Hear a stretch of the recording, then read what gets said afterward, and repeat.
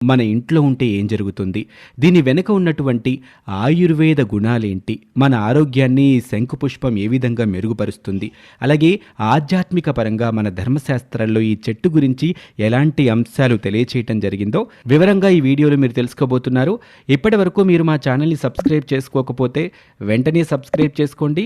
సబ్స్క్రిప్షన్‌తో పాటు ఆ పక్కనే ఉన్నటువంటి బెల్ ఐకాన్‌ని క్లిక్ చేయటం వల్ల మేము అప్లోడ్ చేసే ప్రతి వీడియో కూడా మీకు నోటిఫికేషన్ రూపంలో వస్తుంది. ఏమాత్రం ఆలస్యం చేయకుండా వీడియోలోకి వెళ్దాం. ఈ శంఖ పుష్పం పుష్పించే మొక్కల్లో ఫ్యాబిసీ కుటుంబానికి చెందిన తీగజాతి మొక్కే ఇది. వీటిని సంస్కృతంలో గిరికర్ణిక అంటారు. విష్ణుక్రాంత వృక్షానికి చెందిందే ఈ శంకు పుష్ప చెట్టు. వినాయక చవితి రోజున చేసుకునే వరసిద్ధి వినాయక ఏకవింశతి పత్రి పూజా కార్యక్రమంలో కూడా ఈ ఆకు పదవదిగా ఉపయోగిస్తూ ఉంటారు.